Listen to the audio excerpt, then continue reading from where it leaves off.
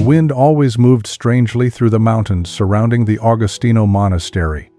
It did not howl or rush like ordinary wind. Instead, it whispered soft, ancient, almost human.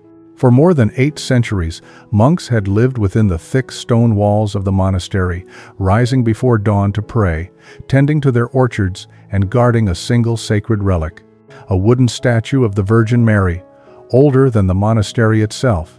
Carved sometime around the 12th century, the statue stood only a little taller than a grown man's chest, her robe painted in faded blue, her gaze gentle yet solemn. Time had worn away much of her color, but her expression remained intact, so lifelike that many said she looked less carved than remembered. Others whispered that she seemed to age with the world, her eyes deepening with sorrow after each century of human conflict. But the most unsettling part of the legend lay elsewhere. The statue's head had fallen off, seemingly by itself, at least 4 times in recorded history. The monks did not speak of it casually. The stories were contained in brittle parchment journals hidden in the monastery archives, their ink faded, but their warnings clear. Each time the head fell, it signaled an approaching calamity, war, plague, or destruction. And each time, the monks had found the head lying neatly on the stone floor, unbroken, as though someone had gently placed it there. Now, in the year 2024, only 7 monks remained in the monastery, all of them above the age of 60.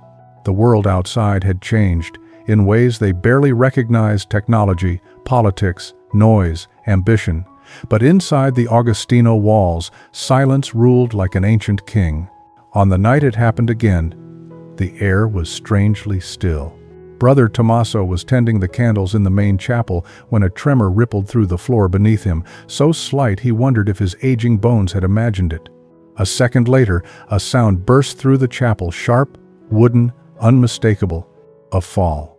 But not from any human hand. It echoed off the high, barrel-vaulted ceiling like a warning shot.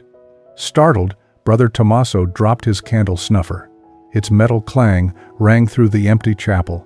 With trembling steps, he approached the altar. And there she was. The statue of the Virgin stood as always, serene, shoulders straight, hands slightly open in a gesture of welcome. But her head, the carved face so tender, so sorrowful, was gone. Brother Tommaso looked down. The head lay a full meter away from the body, facing upward as though gazing toward heaven. No cracks, no chips, no sign of damage.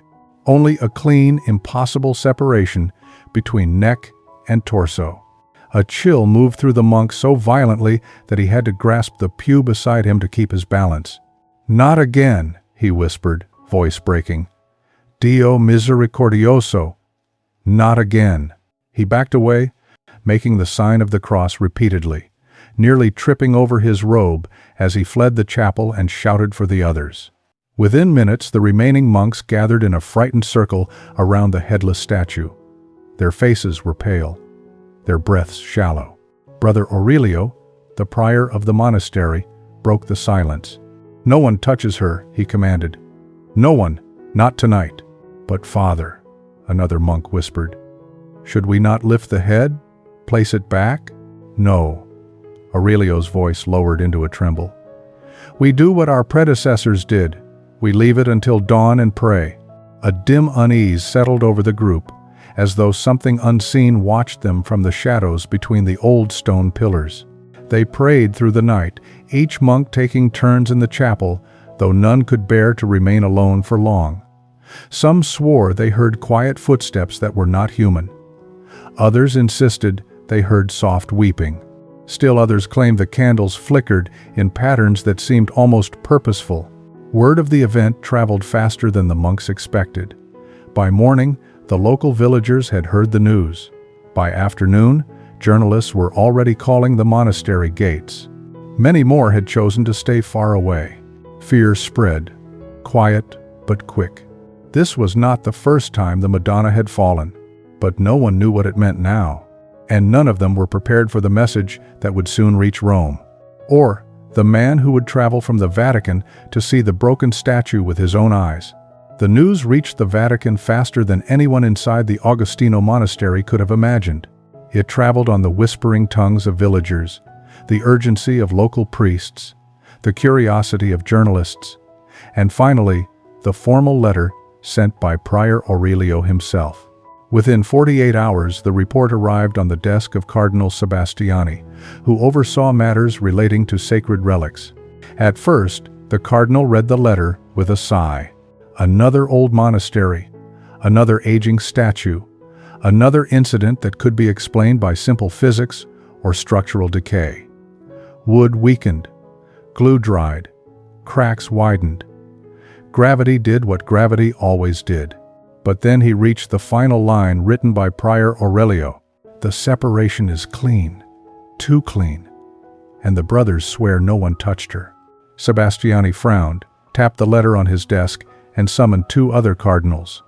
They gathered in a quiet corner of the apostolic palace, reading the report under the soft lamplight. One cardinal shrugged. Old wood, humidity, it happens. Another shook his head. Not like this. And not with that statue. You know the stories connected to it. The debate grew until one of them mentioned an older, more troubling detail, the statue's history of unexplained decapitations. That was when the room fell silent. Meanwhile, outside the Vatican walls, the Italian press latched onto the story with the hunger of wolves. By the next morning, headlines bloomed across newspapers and online media. Madonna decapitata, the omen of Rome. Journalists speculated wildly. Some called it a bad omen for the church. Others whispered about supernatural intervention. A few more, eager for clicks, suggested the statue had reacted to the moral decay of the modern world. Within days, rumors spun out of control. People living near the monastery began sharing old stories secretly at first, then openly stories they had kept to themselves for decades. An elderly shepherd claimed that 30 years earlier he had seen a strange glow inside the chapel long after the monks had gone to sleep. A retired nun from a nearby convent swore that when she visited the monastery as a young sister, she fainted after seeing the statue's head turned slightly toward her, though she could never prove it had moved. And a pilgrim priest, who had once spent a night in prayer before the statue during a crisis of faith, said he heard a soft voice whisper in Italian, "Torna, figlio," return, my child. He had returned to the priesthood the very next morning. Fear began to bloom like mold in the villages surrounding the monastery. Mothers warned their children not to walk near the Augustino woods. Farmers avoided passing the old stone walls when taking their livestock to pasture. Even the parish priest of the nearest town declined to say Mass in the monastery chapel until things became clear. No one wanted to enter the sanctuary where the headless Madonna stood. Some whispered that the fallen head meant disaster. Others believed it signaled a divine message already in motion. A few people even insisted that visiting the statue might bring misfortune, or worse, that it might speak. For the monks, the fear outside only mirrored the anxiety inside. They kept their night watches, prayed harder, and avoided the chapel unless duty required it. Even then, they walked softly, refusing to glance directly at the statue. Finally, under pressure from multiple dioceses, the Vatican formed a small investigative team, a theologian, an art restorer, and a priest, known for his calm reasoning. They traveled to the monastery quietly, without public announcement. Their findings, over the course of 3 long days, were anything but satisfying. The separation of the head from the body did not follow any natural fault line of the wood. There were no signs of chipping or force, no insects, no internal rot, no evidence of tampering. The break was too clean, too symmetrical, almost deliberate. The team returned to Rome pale and unsettled, whispering things they could not fully put into words. Cardinal Sebastiani listened to their report in uneasy silence. When they finished, he folded his hands and stared at the floor for a long time. "This will not be solved by specialists," he finally said. "This needs discernment, prayer, authority." A hush fell over the room. One of the priests cleared his throat. "You are suggesting?" "Yes," Sebastiani replied. "It is time." And so the Vatican issued a discreet internal declaration. Pope Leo XIV would personally visit the Augustino monastery. The news, though intended to remain confidential, leaked within hours, spreading through Rome, across Italy, and into the small mountain villages where fear had already taken root. If the Pope himself was going, then surely something extraordinary or terrifying was truly unfolding. Pope Leo XIV was not a man easily shaken. Elected in 2023, he had already earned a reputation for his clear reasoning, calm intellect, and deep personal devotion. He was known among the cardinals as a bridge figure, a man who walked comfortably between logic and faith, theology and compassion, doctrine and mystery. Those who knew him privately often said that he prayed like a monk, but thought like a scholar. So, when the Vatican briefed him on the Augustino incident, he did not panic. He did not dismiss it either. He simply said, "I will go." The visit was arranged quietly, with no press, no public announcement, and no attention drawn to the convoy of 3 black vehicles that slipped out of Rome before dawn. The Pope traveled with only a handful of Swiss guards, 2 advisors, and a personal confessor. Even several bishops were unaware of the journey. The fewer people who knew, the better. As the cars climbed the winding mountain road, the sky grew darker beneath thick clouds. Rain threatened but never fell, as if the heavens were holding their breath. Pines loomed on either side, their branches brushing the cars like warning fingers. By the time the convoy reached the ancient stone gate of the Augustino monastery, the air felt different, heavier, older. The monks were already waiting. The first to see the black silhouettes of the cars approaching was Brother Matteo. His breath hitched. "He has come," he whispered, and the others straightened their robes with trembling hands. Even the wind seemed to pause as the convoy rolled up the gravel path. When the vehicles halted, the monks bowed deeply. Pope Leo XIV stepped out slowly. His white cassock stood in stark contrast against the dark, moss-covered stone walls behind him. Though he did not smile, his eyes were gentle. "Peace be with you," he greeted.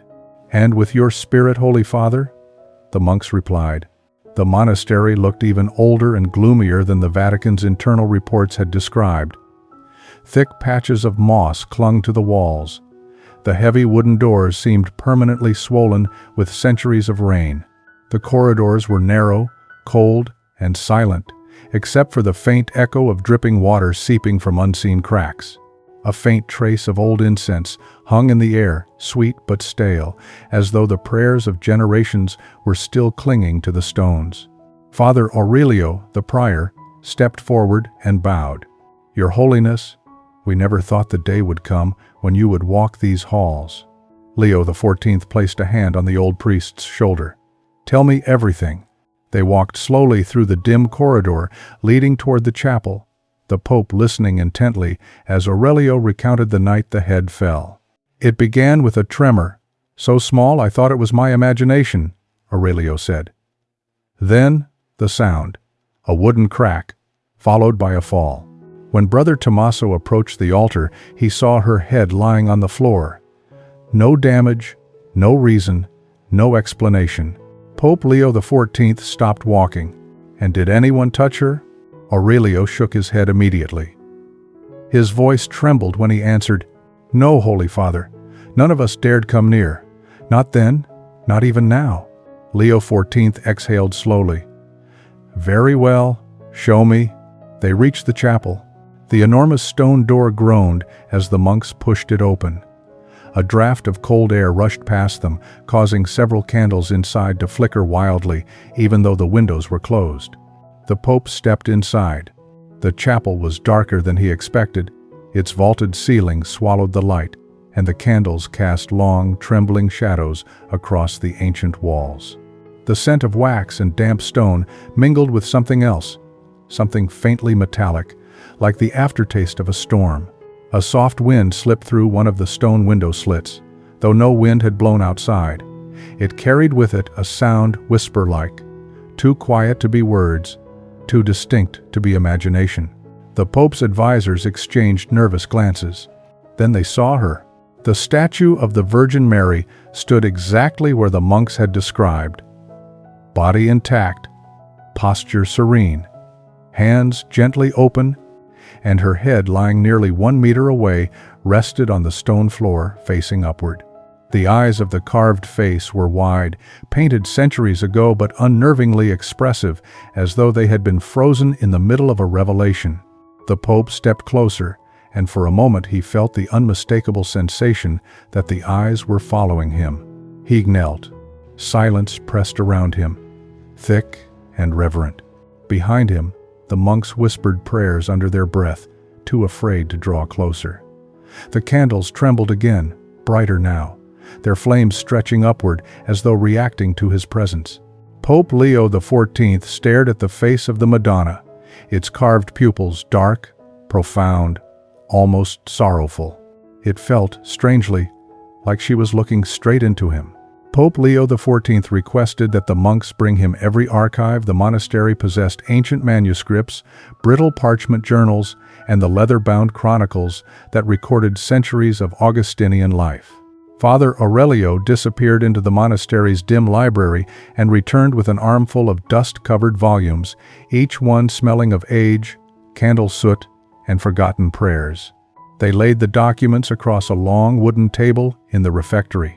The Pope removed his white gloves, opened the first chronicle, and the room grew unnaturally quiet, as if even the walls were waiting for what he would discover. The first account, 1348, a page written in trembling Latin, described the year the Black Death swept across Europe. According to the record, the statue's head had fallen without warning one twilight evening. A novice had been the first to see it, and the text noted his words, Caput cessidit, eventus susuravi quasi anno. The head fell, and the wind whispered as if warning us. 3 days later, the plague reached nearby towns, yet the village surrounding the monastery suffered far fewer deaths than the surrounding region. The monks believed the fallen head had been a divine signal, urging them to fast, pray, and intercede. The chronicle ended with a simple line, E misericordia veni, and mercy came. Pope Leo XIV paused. Coincidence or a pattern? The second account, 1796. Another chronicle recorded the terror of the Napoleonic campaigns. The monks wrote that on the very day French troops approached the region, the head of the Madonna fell again with a loud crack that echoed through the abbey halls. That same afternoon, soldiers raided nearby churches, burning icons and plundering relics. Yet, for reasons historians could never explain, the Augustinian monastery was left untouched. Even the French commander, known for his ruthlessness, bypassed the place entirely. The chronicle described it as una protezione inspiegabile, an unexplainable protection. Leo XIV felt a strange pull in his chest as he read like a thread tugging him toward something unfinished. The third account, 1943. The final record was written during World War II. Bombings devastated the countryside, and many monasteries had been reduced to rubble. But shortly before the air raids reached the region, the Madonna's head had fallen once more. A monk named Brother Casimiro claimed he heard a voice in the chapel that night. Il fuoco verrà, ma non qui. Fire will come, but not here. Hours later, Allied bombs rained down, destroying farms and homes nearby, but the monastery was spared. Even military experts later remarked on the strange gap in the bombing pattern, as if something had shielded that exact patch of land. Pope Leo XIV closed the final manuscript slowly. The candle beside him flickered, casting long shadows across the stone walls. 3 eras, 3 catastrophes. 3 times the statue's head had fallen. Each event connected to danger, yet also to protection. The Pope folded his hands, deep in thought. Was this merely superstition, selective memory, and monastic legend? Or was the pattern real, some kind of signal, a warning or message repeated across centuries? He could not shake the sensation that someone was guiding him toward this place. The fallen head, the fear of the people, the unexplainable past events, it all felt as though the story was not yet finished. And he was now part of it. Pope Leo XIV spent his first night in the ancient Augustinian monastery, unable to sleep. The air felt unnaturally cold, and the wind outside his window trembled like a child crying against the shutters. He sat up, listening. The sound came again, thin, wavering, unmistakably like weeping. A knock broke the silence. Brother Matteo stood at the door, pale and shaken. "Your Holiness, I saw a woman in a blue mantle walking through the corridor. I followed her, but she left no footprints on the dust. None." He led the Pope to the long hallway. Only Matteo's own marks traced the floor. The rest lay untouched, as if no one else had walked there for decades. "I did not feel fear," Matteo whispered. "I felt grief." The Pope felt that same grief, settling in the air like a weight. He took his cloak and walked toward the chapel, guided by the faint sound of crying. Each step echoed through the stone archways. The wind pressed against the wooden doors, its tone rising into a slow, sorrowful sob. He opened the chapel. The room was dim, lit by the dying glow of a single candle. The statue of the Virgin body upright, head resting on the cloth where the monks had placed it, seemed unchanged. But something glistened on the stone face. A clear streak ran down from the hollow of the eye. Fresh, reflective, impossible. A tear. He knelt, rosary in hand. As he prayed, the candle flickered violently as if someone breathed on it. Then the severed head moved, a subtle tilt. Barely perceptible, but real. Another candle flared to life in the corner, its sudden brightness throwing new shadows across the statue's neck. A crack ran deeper into the stone than the one recorded earlier that day. Fresh, sharp, like something struggling to break through. The Pope felt a shiver crawl up his spine. This was not fear, not danger. It was a plea, a call that had echoed through centuries, finally heard in the quiet of this night. "Mother," he whispered, "what do you want us to see?" The Vatican moved quickly. Within 2 days, several black vehicles passed through the stone arch of the Augustinian monastery, carrying archaeologists, wood art conservators, theologians, and a discreet security unit trained to evaluate unexplained religious events. The monks watched silently as unfamiliar equipment filled the courtyard. Fiber scanners, high-resolution microscopes, thermal cameras, acoustic sensors. None of them had ever seen their quiet home invaded by such modern machinery. Analysis began that same afternoon. Experts examined the wooden statue. The walnut dated back to the late 1200s, yet the interior fibers were unusually well preserved. There were no signs of rot, no marks of insects, no impact wounds. The break where the head had separated looked nothing like a typical fracture. It was smooth, clean, almost deliberate. A specialist slid a gloved hand along the inner surface and muttered under his breath, "It looks as if the wood opened from the inside." This conclusion made no sense. Wood does not split outward by itself. Art conservators agreed. There were no saw marks, no blunt force damage, no evidence of tampering. The separation resembled pressure, pushing outward as if the statue had exhaled or something within it had forced its way to the surface. No one dared call it supernatural, but no one could call it natural either. Vatican officials ordered a camera installed in the chapel. A small device with night vision and motion sensors was fixed on a pillar facing the statue. After Compline, the chapel was locked under security watch, and the monks were forbidden to enter until morning. The first night passed quietly. The second showed nothing but candle flicker and drifting dust. The third night gave them something else entirely. At 2:14 a.m., the motion alarm activated. Members of the security team hurried to the monitoring room, and Pope Leo XIV was awakened and escorted there as well. The footage began in silence. Then a faint blue haze appeared in front of the statue, shifting, pulsing, almost shaped. It hovered, then leaned forward. The outline grew clearer, not sharply defined, but unmistakably human, feminine, cloaked. The figure raised an arm. The screen flickered. A white blur formed the shape of a hand resting on the broken neck of the statue.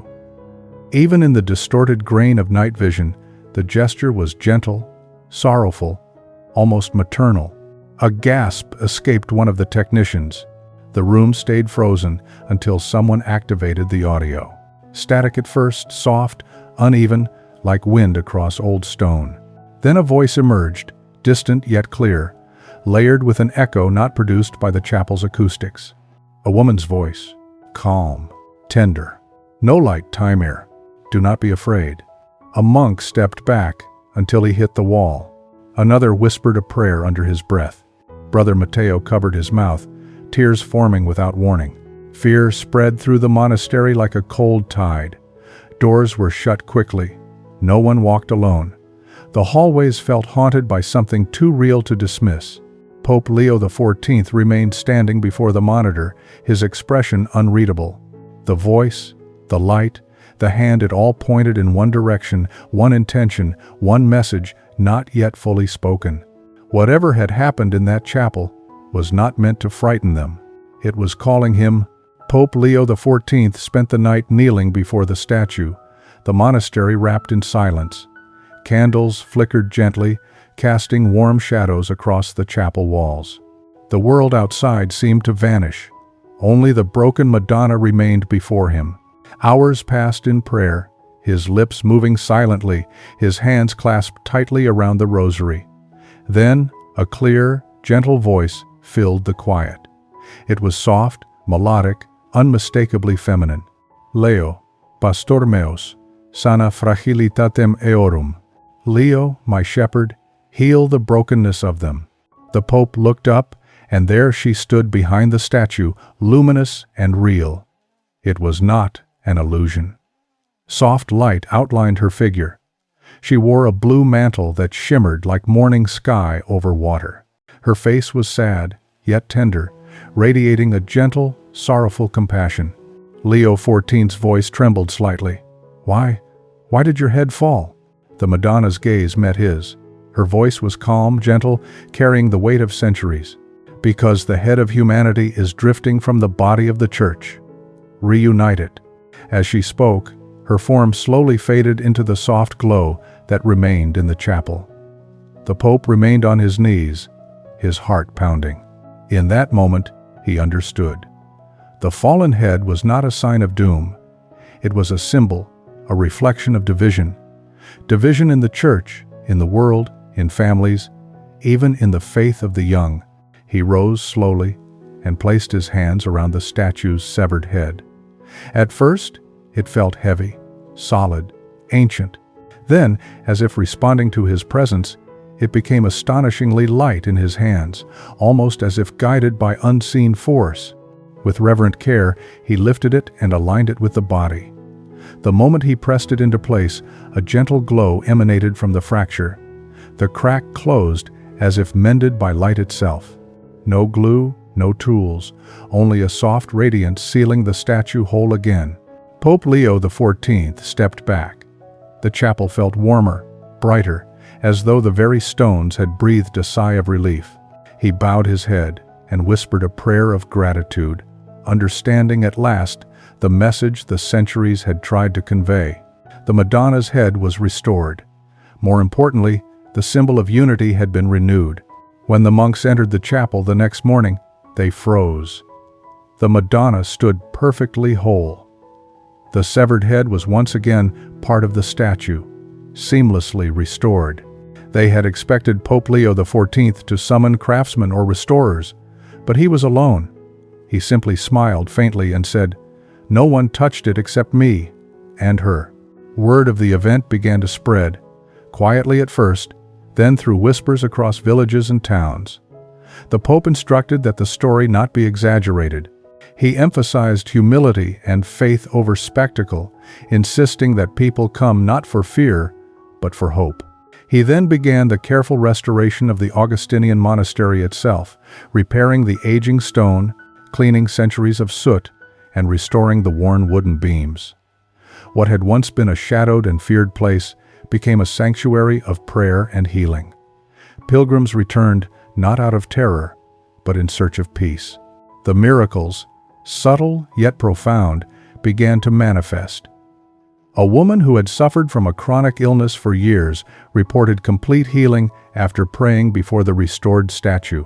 A young man, known for his disbelief, wept openly when he first entered the chapel, though he could not explain why. The monks noticed a shift in the atmosphere. The chapel felt alive, yet serene. Candles burned brighter, incense lingered in the air longer, and the faint presence of light seemed to hover around the statue. The Madonna's head remained intact. No further accidents occurred. By the end of the year, Augustinian Monastery became a center for prayer, reflection, and spiritual renewal. Pilgrims from all over Italy, and even from abroad, journeyed to the chapel. Each left carrying a quiet hope, inspired by the story of the broken and restored Madonna. What had begun as fear and confusion transformed into unity and faith. The head that once symbolized division now stood as a testament to reconciliation, not only of the statue, but of hearts, communities, and the church itself. The Augustinian monastery had become more than a place of worship. It had become a beacon of healing, where the broken could come and find restoration, guided by the gentle light of the Madonna who had called them to unity. Pope Leo XIV addressed the faithful and the world with a message that would resonate far beyond the walls of the Augustinian monastery. He spoke not of miracles alone, but of the deeper truth behind them, the restoration of faith, unity, and hope. When the head returns to the body, he said, his voice steady and calm, unity returns to the world. Where there is fear, let there be love. Where there is division, let there be peace.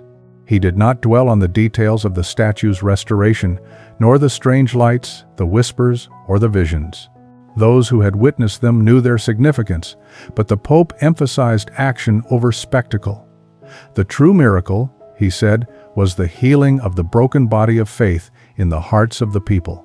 Pilgrims from all over Italy, and even from distant countries, traveled to the Augustinian monastery throughout 2024. They came not out of fear, but seeking hope, guidance, and spiritual renewal. People reported subtle healings, tears shed without explanation, and moments of profound clarity while praying before the restored Madonna. The monks observed the change with quiet awe.